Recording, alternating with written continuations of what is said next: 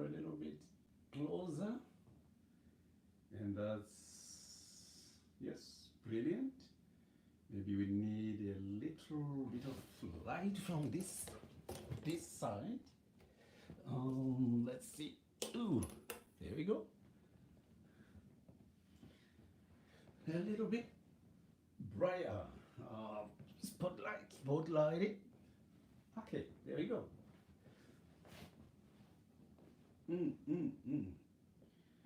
Okay. A very good evening, my fellow brethren, wherever you are going to watch from. We are going to do 30 minutes of mindfulness prayer, meditation prayer, and then we will have a quick chat on the efficacy of mindfulness. Trying to answer the question, does mindfulness really work? So, yeah, I'll talk you through. This time we are going to go a little bit longer, from 15 minutes, and we'll go to 30 minutes, double that, because I know you've been practicing. You have been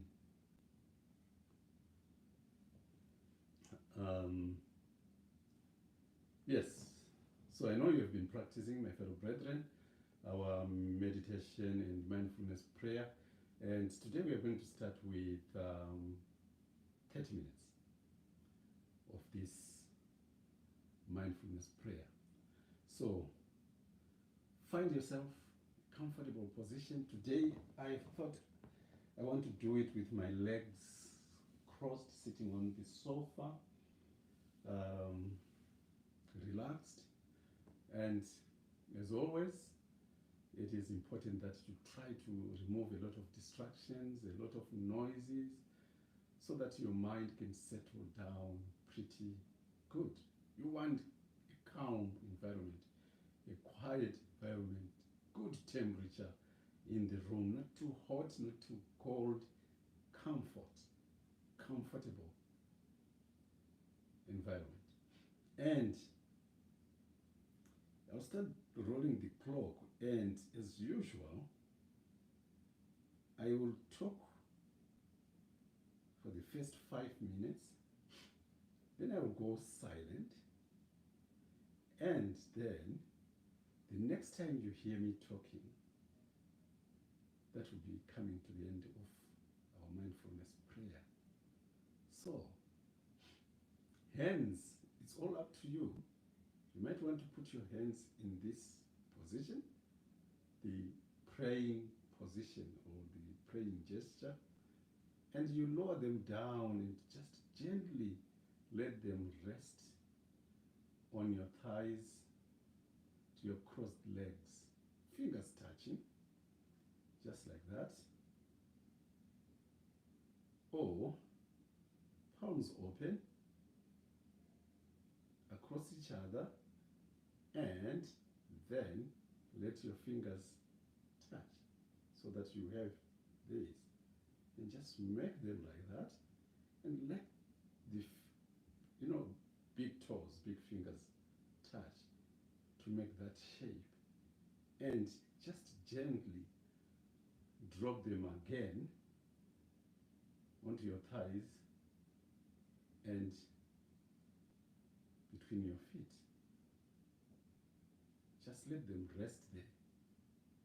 Or just like that. Or palms open, and you just let them rest on top of your legs, or just above your knees, on top of your knees. Let them rest there. And then just relax, let your shoulders drop. Not too much to slump, because what happens is when you're praying and you slump too much, if you are kneeling, if you kneel and you push your head too low, what you're going to tell your mind is that, wow, we are going into a position to sleep. And before you know it, you're snoring. So, body upright, shoulders slightly dropped, not completely, but just in an alert position. And just make sure you feel comfortable in any position, not a position to cause yourself discomfort and pain, because this prayer is going to be 30 minutes. So, yeah. And gently close your eyes. You know, I just naturally, when I am in a mindfulness position, I just naturally close my eyes. And try to make your body as still as you can. And also your mind as still as you can. Now we want to preserve as much energy as we can, because you know the energy that is within our bodies, we want to use it through this meditation, mindfulness prayer, to get us going, to heal our bodies, to settle our anxieties, our worries, our fears, and so on. So, keep that body as still as you can so that you preserve energy. And your breathing also needs to be very, very slow. Almost to like 7 breaths per minute. Deep breaths in and out breaths very slowly. Always remembering that the out breath is longer than the in breath. As we start, in the name of the Father, the Son,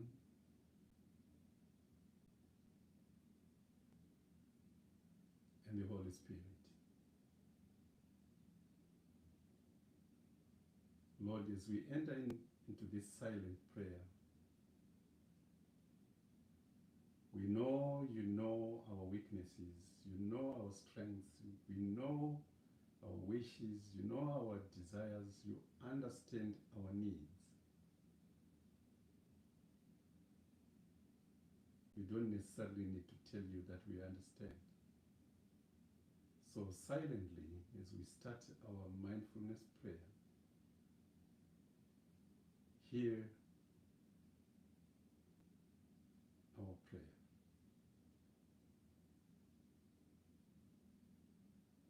Now I want you to pay attention to your feet to start off. Just by checking them out, how are you, my feet? Maybe you've had a very, very, very tiresome or tiring day, running up and down, chasing a lot of things, sending messages physically, going shopping, and so on. I know there are restrictions due to COVID-19. You want to appreciate your feet, that they've carried you around safely.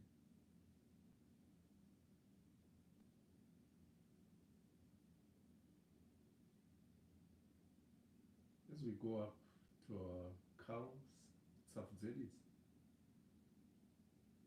to your knees, just checking out your thighs. It's very important that you check your body, that you care for your body. You know, sometimes we are so busy throughout the day that we do not find time to appreciate ourselves. We do not find time to appreciate our own bodies. We are so consumed in doing things for others, running errands for others, trying to be kind and compassionate towards others, and we forget ourselves. So this is a moment to just check yourself out. As you get your balm,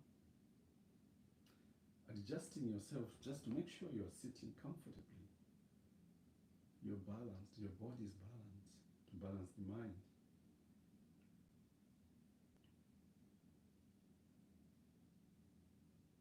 As you go up to your back, checking out your tummy, your chest,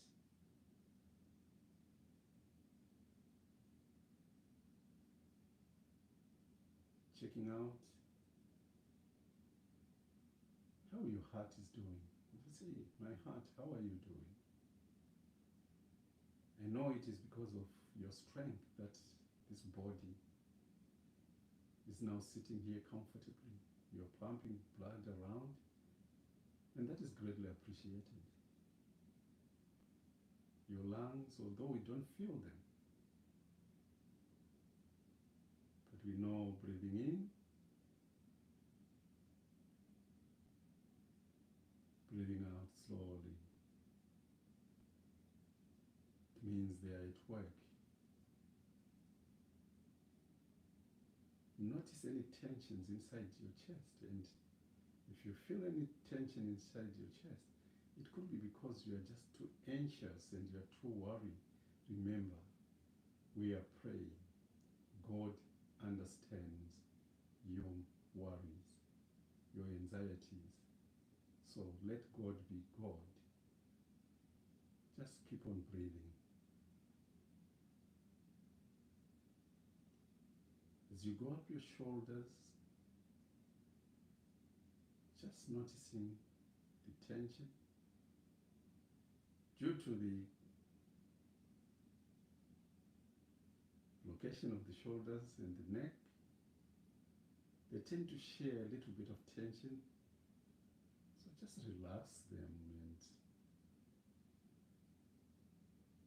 taking a deep breath.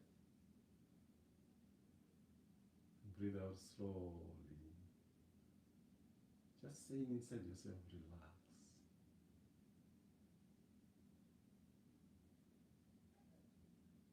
As you go down your upper arms, lower arms, and your hands.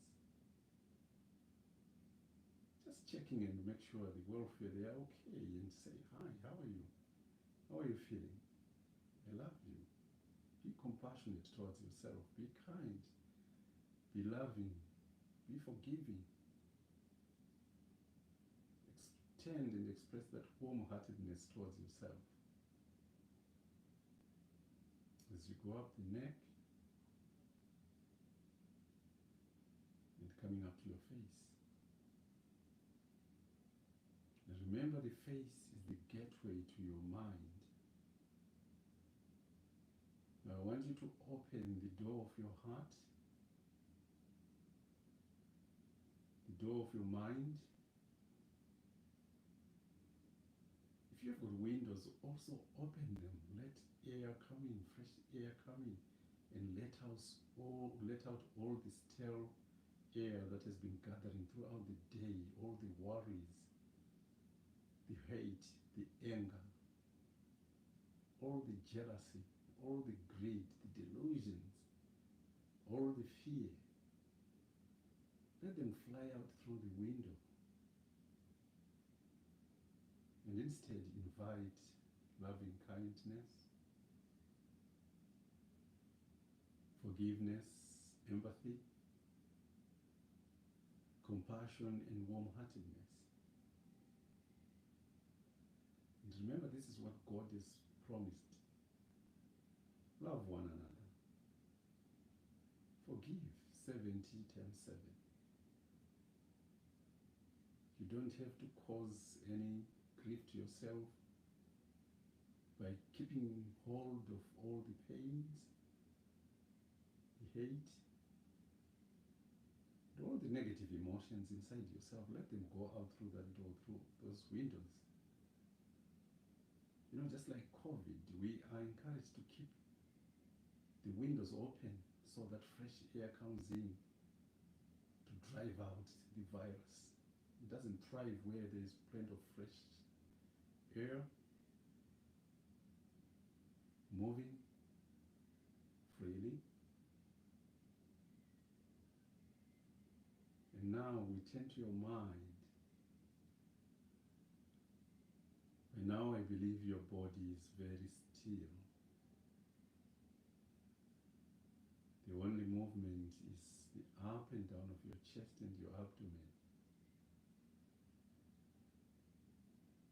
due to your breathing. Now your mind, I know the mind is very difficult to quieten because the mind will never be quiet. It is constantly chattering. But with training, your mind will go quiet eventually. Someone was saying to me, how can you stop your mind from thinking? And I said, okay, I want you to listen to my voice and notice the thoughts in your mind. And I want you to, after I stop speaking, to notice what you would have thought about at the time that I pause as I speak. That is a way of teaching your mind to be silent when you are practicing mindfulness prayer.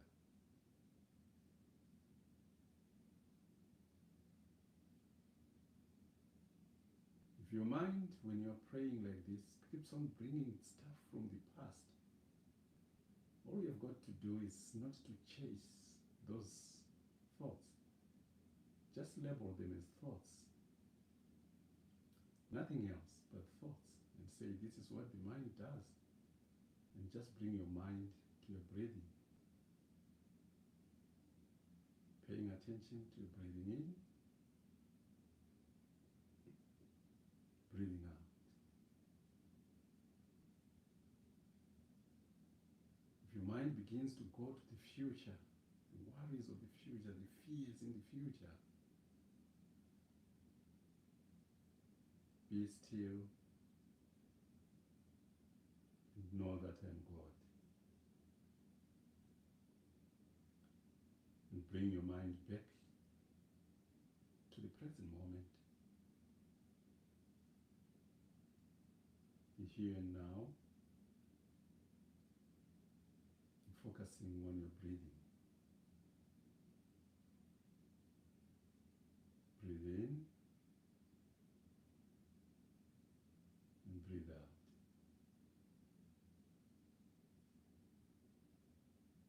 Now I'm going to be silent.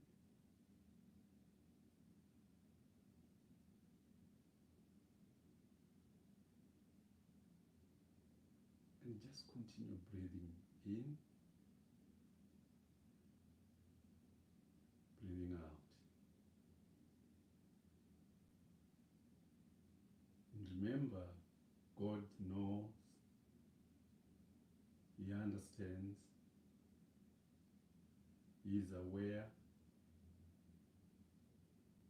and He is God and He delivers. And He speaks in very, very low tones, and He comes silently. And to achieve that contact with God, with the Holy Spirit, we have got to keep our minds and bodies as still as we can.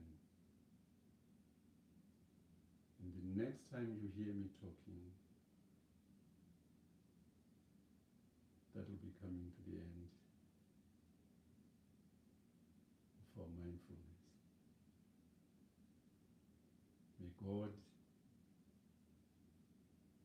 through the Holy Spirit and His Son Jesus Christ, help you focus and be still.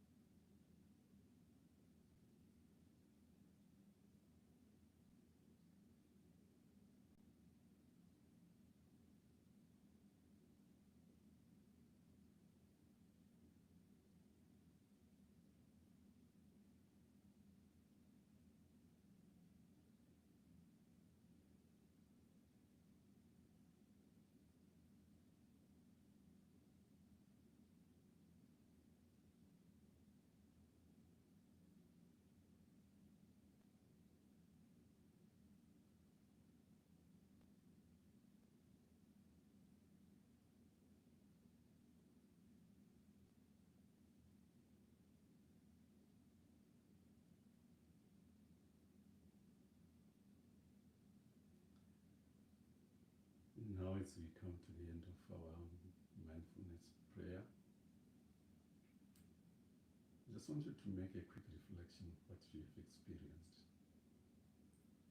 Now you can engage your mind and engage your thoughts and just think, how was that?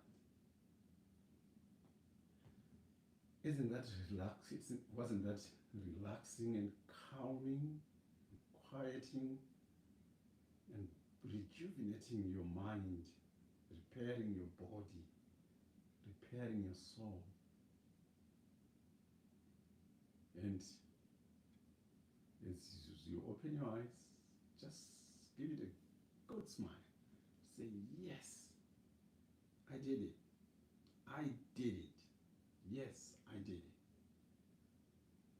30 minutes of mindfulness. It's not so difficult, isn't it? You might have struggled at the beginning. If this is your first time to do mindfulness prayer, you might have struggled to start off, especially with your thoughts. Because normally your mind is saying, what is this? I'm used to, or I'm used to, muzita rino baba remwanakomana nemweya mutsvene, Mwari ndapfugama pano nekuti ndinoziva kuti muri Mwari muriko makazoita sei. And you're shouting. Let me say to you, if you're in pain and you want to pray for healing, if you have got a heartache, if you've got a heart problem, and you want to pray for healing, if you've got a toothache, if you've got a headache, if you've got a tummy ache, muscle ache, and you are shouting while you are praying, to start off with, you are making the pain worse. So what you need is, I've always said, God knows what your needs are. God knows what your desires are. God knows what your anxieties are. God knows how much you are suffering right now. So what God is calling for is for you to find a quiet place. Jesus Christ said, do not be like the Pharisees, the rabbis, the Sadducees, those priests who want to wear long robes, and they fancy going into the synagogue right in front of you at the altar and start shouting their prayers. They fancy going to the marketplaces, at the crossroads, and praying at the top of their voices. But as for you, because you know your Father, you know Jesus Christ, you know the Holy Spirit. He knows, he's aware, he's the creator. You don't have to shout it. Not all the time, at least. There are times when you need to find a quiet place. And Jesus says, go into your house and find that inner room. Shut the door. Sit comfortably.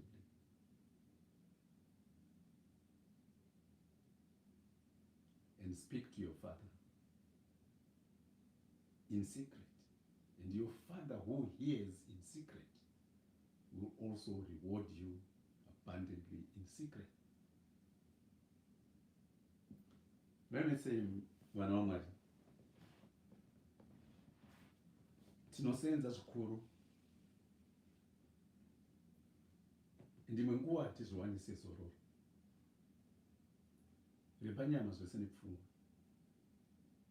Tinofunga zvikuru ende hatizvipe zororo rekuti pfungwa dzedu dzizororewo,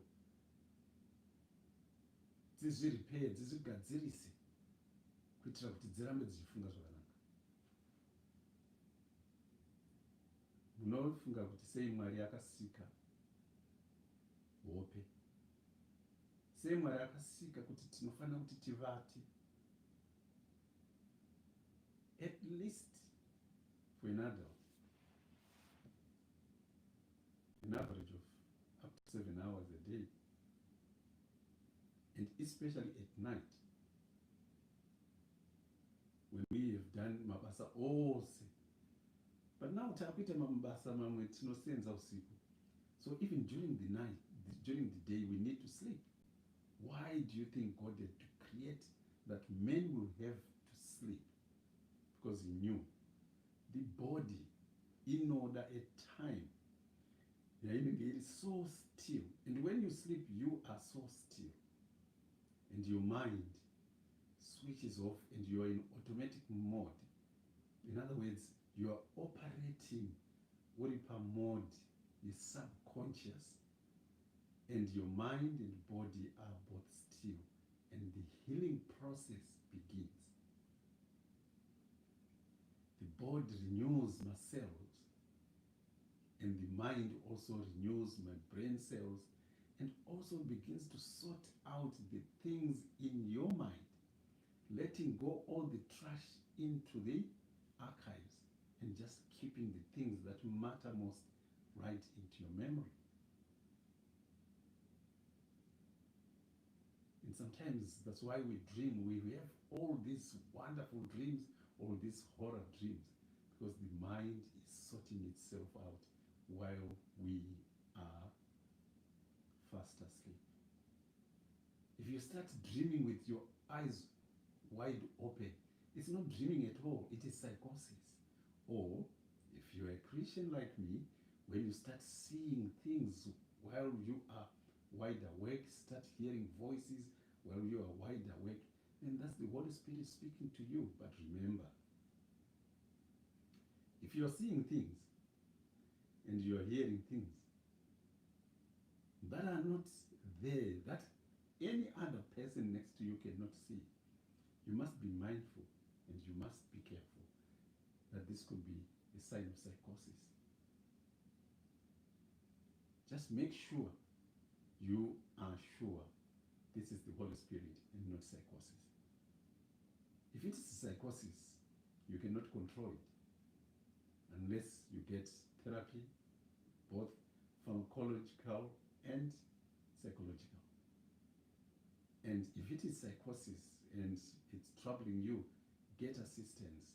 If you are put on medication, it stops. Then you know that was not the Holy Spirit. Because if it were the Holy Spirit, even if you take medication, it will be under control and you still will continue to see these visions at an appropriate time appointed by God.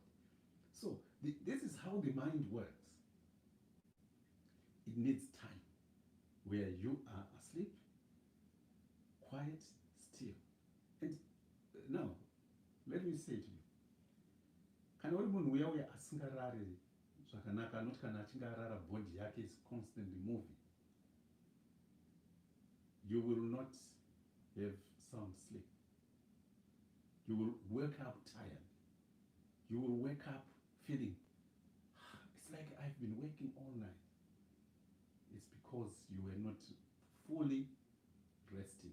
You were not fully still. Your body was active, possibly because you have got things like sleep paralysis or you've got sleep apnea. So your body is constantly struggling. You need to have a good night's sleep.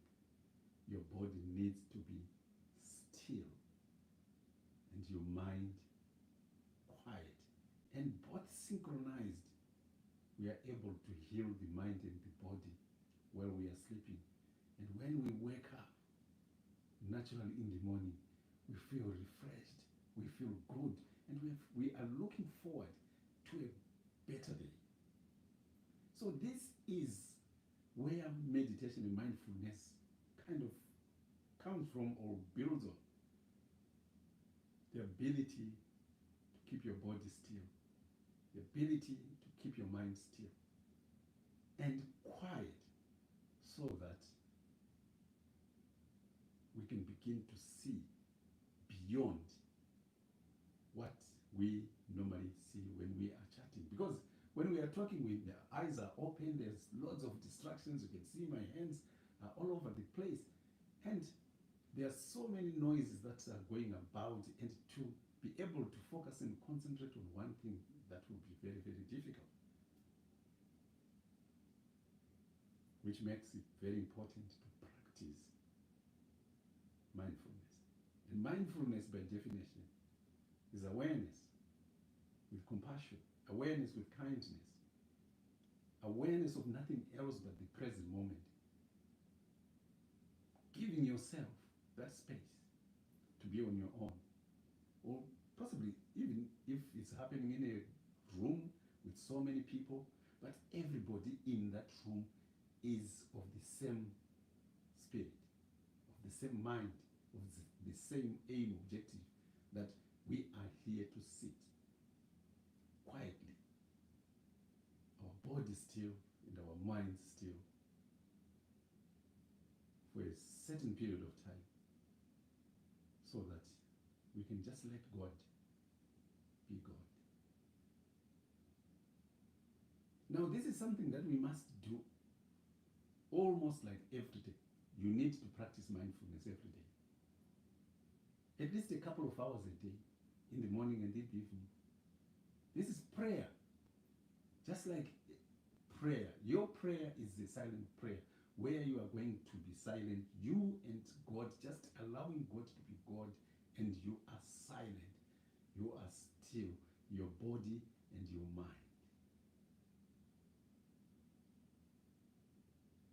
Now listen to what God said to Joshua. Joshua chapter 1.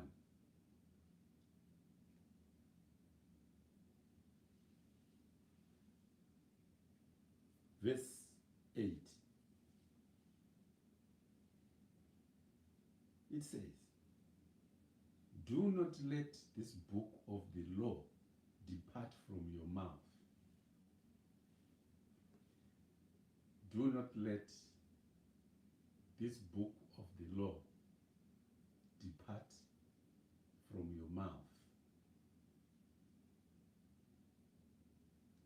Meditate on it day and night.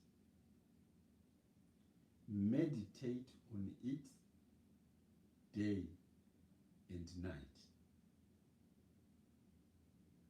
so that you may be careful to do everything written in it. So that you may be careful to do everything that is written in it.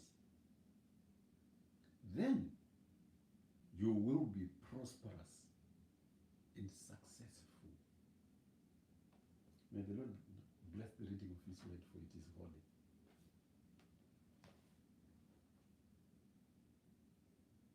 Meditation is there in the book of Joshua. God instructing Joshua that this book of the law must not depart from your mouth. Meditate on it day and night, so that you can do everything right. And the outcome is you will be successful. God speaking to Joshua. Tell the children of Israel, this is what the Lord has said. Meditate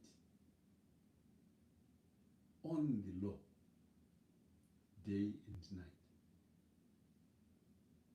So, meditation is not something that we just do as a one-off thing, and you think you are going to benefit from it, and you think you are going to learn it, and think you are going to know all about it, and think that it's going to be second nature to be mindful. Mindfulness prayer, mindfulness meditation prayer is something that you need to do day and night. Every day. Day and night. And when you have done that, will be there. And it will be there. And anytime, any place, you are still and you are calm, and nothing will move you easily, because you are aware of how to deal with the present moment. You are aware of how to deal with kindness the present moment. Meditation teaches you patience. A lot of us, we are very, very impatient because we don't know how to wait. We don't know what to do when we are waiting. We are so much into things should happen the way we want. This is exactly what makes life very tough. This is exactly what makes life very difficult. Just look at what you are struggling with in the moment. It might be loss of anything. It could be loss of money, loss of a loved one due to them passing on, loss of money, loss of a relationship, any loss that you might be struggling with. Just pay attention on it for a minute. Just think about it right now. What is making it hard and difficult to accept? It is because you don't want it to be what it is. You don't want it to be what it is. You don't want things to be what they are. And this is because you have not taught yourself acceptance of the current circumstances. You have not taught yourself to accept the moment. You have not taught yourself to be aware and let the present moment be what it is, without making any judgment, without wanting it to be good or to be better. But what it is what it is. Or, to be fair, to find the middle way. And mindfulness meditation teaches you that it is important to always find the middle way in everything. The middle path is always available. You don't want to accept your loss because you are saying, no, it can't happen like that. I don't want it. I don't like it. I hate it. It shouldn't have been like that. It should not have been like that. That is almost like you are setting certain laws for yourself, or nature has put some laws. Things should not be like this. But the truth is, if we know mindfulness prayer, if we practice and we master, we become skillful in the art of meditation and mindfulness, you begin to understand, because you would have meditated upon the law, to know that according to the law of God, loss happens every day to everybody. Look at what you're struggling with right now. What is it? Are you struggling because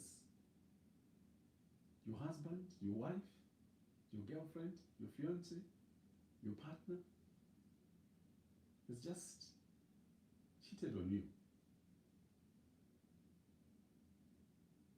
Notice where your mind is going. Is it going in the past? Just notice where it is going. If it is going in the past, what in the past is it bringing up? And what can you do about it? Ask yourself that question. What can you do about it? There's nothing. What is done cannot be undone. But you've got the present moment. Is it going in the future? What is in the future? There are worries there, there are fears there. There's a lot of arguments in the future of the things that you cannot control today. Because the future is written by God, and how can you control something that you have not reached? You have got to be there to be able to control it. So, if you let go of that future and bring your mind back to the present moment where your fiancé, partner, husband, wife, or whatever has cheated on you, this is the situation that you have, and you don't have to like it, and you don't have to hate it. All you've got to let it be is what it is.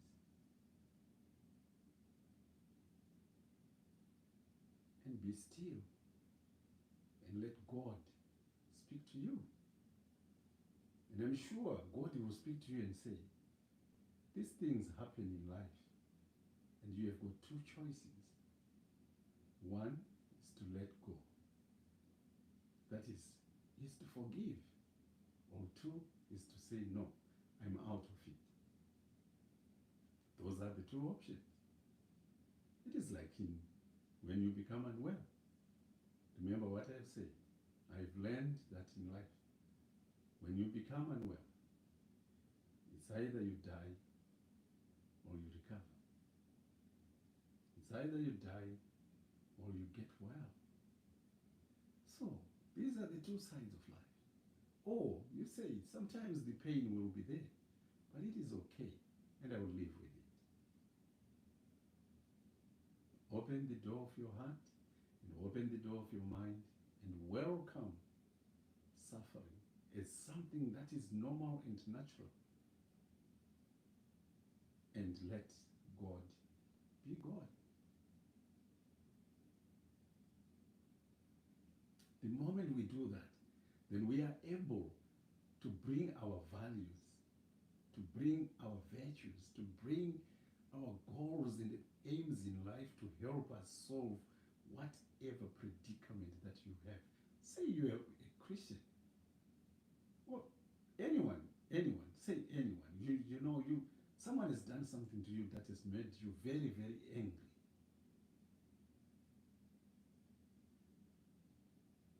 And you sit down, or you remove yourself from the environment. You find a quiet place, and you just close your eyes.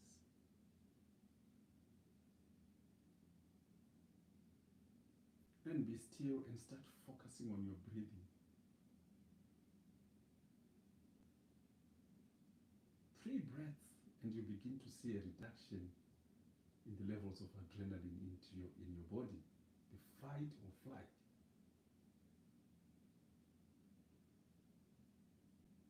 Mode begins to disengage.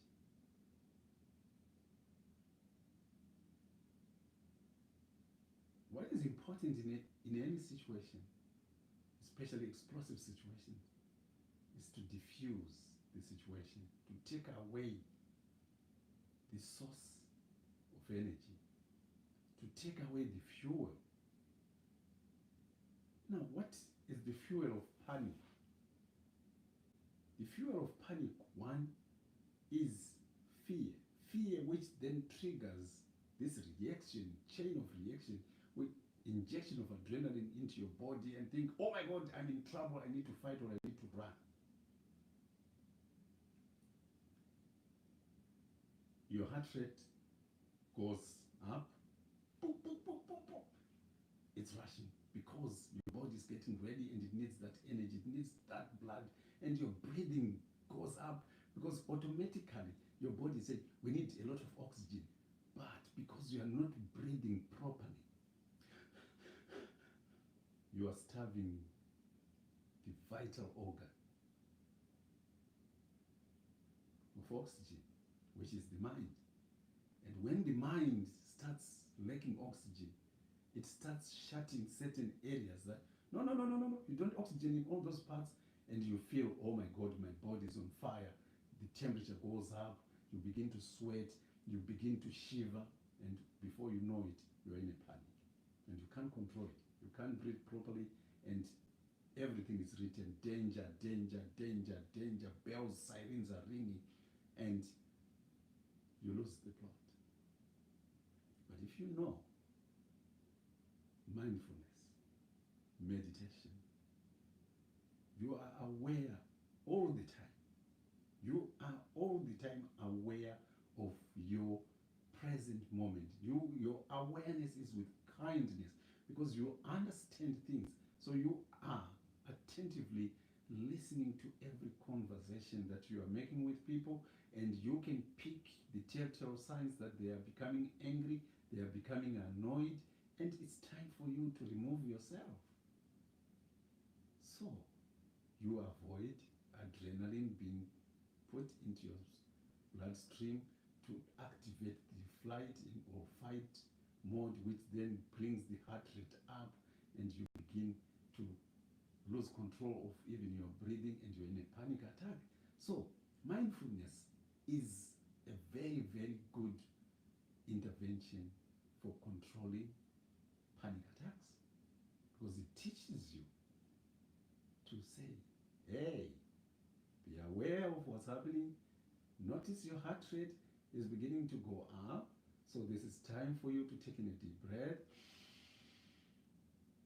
and breathe out slowly through the mouth and say, God, I know you said, be still and know that I'm God. God, I notice I'm becoming angry, and in your word you say when you're angry, don't sin.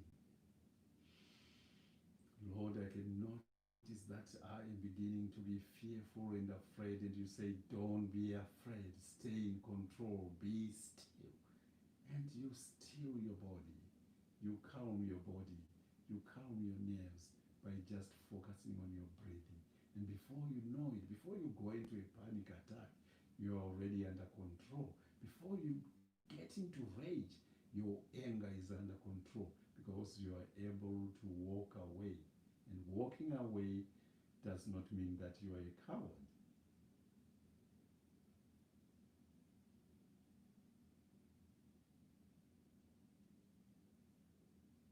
Mindfulness is quite helpful. It's quite useful. It's used for managing pain. Because what makes pain more painful is because we don't want it. We are saying, no, I don't want pain. No, I don't like it. No, why am I in pain? I should be free of pain, and I should be playing football and everything. I should be doing this. I should be with others. I don't like COVID.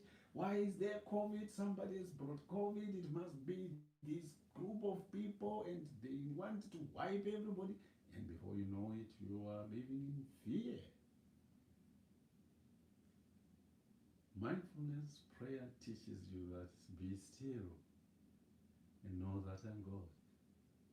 COVID or no COVID, loss or no loss, fear or no fear, God remains God. And He's there to hold your hand and to take you out. The Lord is my shepherd. These are the things that we should meditate on. Knowing and understanding what Jesus Christ has taught us, learning this through meditation is important. I've said before, it is very important. You know, the Lord's Prayer is a powerful prayer. Why do you not find a quiet place? Sit down comfortably. Sit down comfortably. Hands pray. Closing your eyes. You say, in the name of the Father, the Son, and the Holy Spirit, Lord, I know you know my problems. No, ziwa kusasimba kwangu, inindotya kurasika,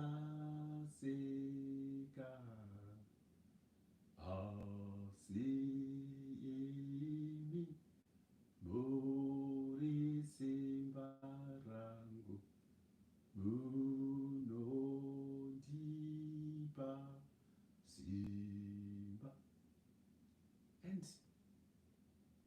just go quiet and inside yourself,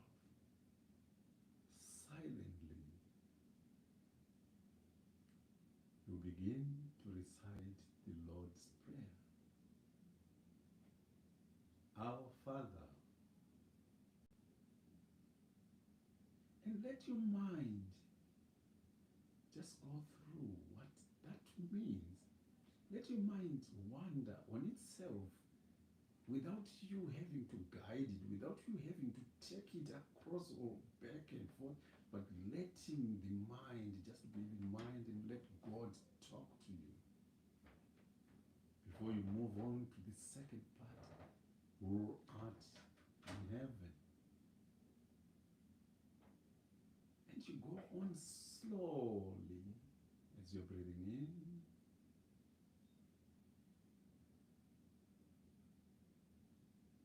and breathing out. Slowly, slowly. You've got all the time on it.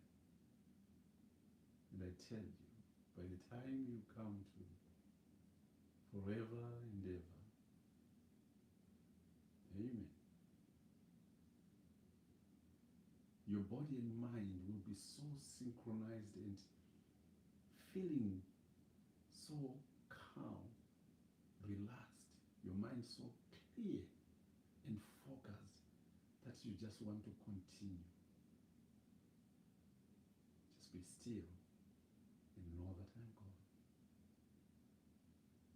Let me say to you, my fellow brethren, mindfulness, personally, is something that I practice every day. I practice it when I'm in bed, sleeping. I practice it when I'm driving. I practice it when I'm walking, just watching telly. I practice it when I'm cooking. I practice it in almost everything I do.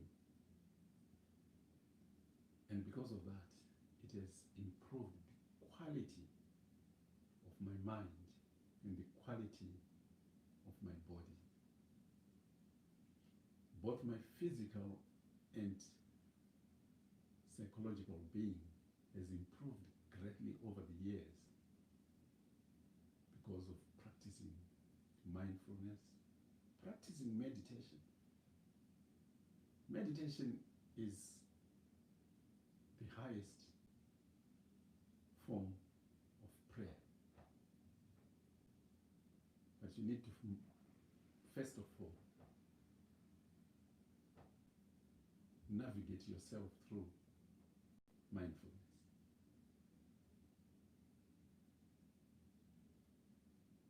Okay. I think that's good enough for today. Say, you know what? Before we go, tiri munhamo nematambudziko nemadzidzo, and like I was saying yesterday, people are struggling throughout the whole world. Nezvinhu zvakasiyana siyana. Shoko raMwari, you know Joshua, tsamba ndaverenga yaJoshua apa, ukatarisa tikadzoka nayo kumashure,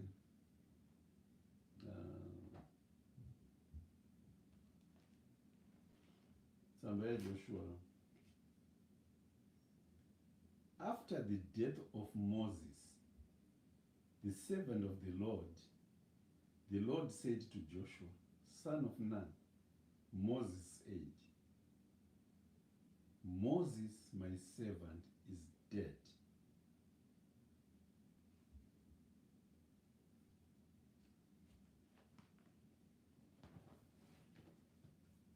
This is God who is coming to Joshua,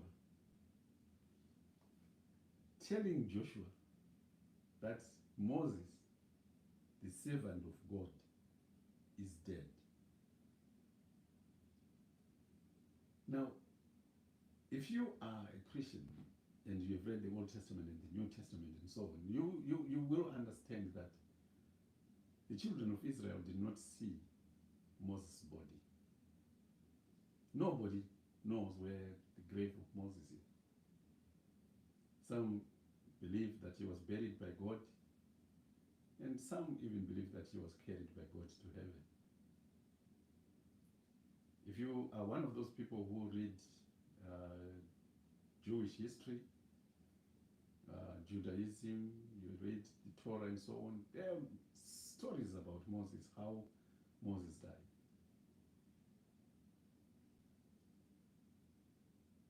Moses had a conversation with God. We know the story. God took Moses and went up the mountain, one of the highest mountains just before the river Jordan, facing Canaan. And God shows Moses, look, there is Canaan. How beautiful is it? And Moses said, that's wonderful, that's beautiful. And he said, you are not going there. You are going to choose Joshua to lead the children of Israel. But you are not going. And from then on, Moses went on to start to groom, to make Moses ready, prepared, to hand over the reins so that he could take the children of God. And he knew he was dying, and he never panicked. He kept in the present moment. He knew his task had come to an end, and this was God's plan. And he was okay with it. And when the children of Israel were told, Moses is gone, he is dead, they did not argue with God, but where, but why? Why would you do that? And where is his grave? We want his body or else. And all we know is the children of Israel accepted that, and they went into mourning for some days. And after the mourning period, they then started their journey across the Jordan into Canaan. They accepted the circumstances. They accepted what God had said to them and given them. They did not want it either way. They did not want it the other way, like they always were doing during the 40 years. They had learned that with God you need to be patient. And patience is taught through mindfulness and through meditation.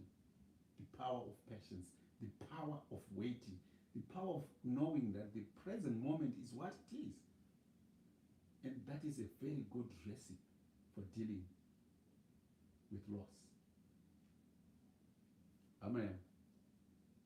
Whatever loss you are experiencing, kufirwa, kurambwa, kudzingwa basa, kushaiwa mari, kushaya murume, kushaya mukadzi, kushaya chekudya, kushaya, all those things are dealt with in meditation and in mindfulness, in knowing how to patiently wait by letting the present moment, by letting what is be what it is, and not fighting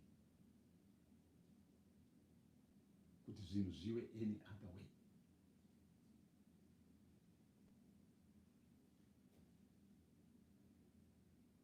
And life becomes more bearable. Instead of saying, I don't like it, why not find a middle ground and say, I find it very difficult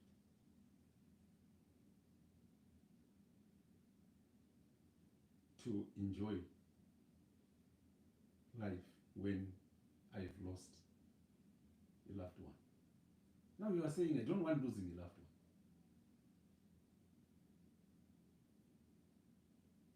You are saying, you find it is hard, it is difficult. And you're giving your body and mind a chance to recover, to accommodate an alternative way of coping. And this is crucial, and this is very important in life. Kufa murayiro waMwari. No one can stop death. Loss murayiro waMwari. No one can stop any losses. Yes, we might think in our own deluded minds that no, we could have prevented that. We can only prevent things that we create ourselves as humans. Because yes, there are a lot of things that humans have created. If you have created a problem in your relationship, by cheating, by being not honest, and by being aggressive, by being abusive, and so on. That is your problem. That is your problem that you have started. So you will have a solution for that one because it's man-made. But things like death are not man-made. These are things that God has created. God has given and has put a limit on everything. Theft. Nobody plans kuti abirwe. Hakuna Jesu akatoudza akatusenzesa kubirwa as an example kuti mbavha hakuna anoziva musi unouya mbavha. Therefore, kana ukabirwa, why would you want to stress yourself nekubirwa? Instead, you should be wishing that thief good luck. Ndiani anoba kuti aenda anopwanya zvake kubhegla imba achida kuba zvinhu zvokuenda kunorasa zvake mugungwa kusii muriva kana kuti kuita sei. I don't think that's what happens with thieves. They are stealing because there is something that they want out of that. It's not that they've got a problem that they want to solve. So instead of being angry, just be grateful that at least they've left your house. They just stole a few things and left others. Sometimes people bagel us and we are sleeping and they don't touch us. Isn't it a good thing to say, thank God? There are certain things that are beyond our control, fellow brethren, that we should not stress ourselves excessively over, but should say, God, we know.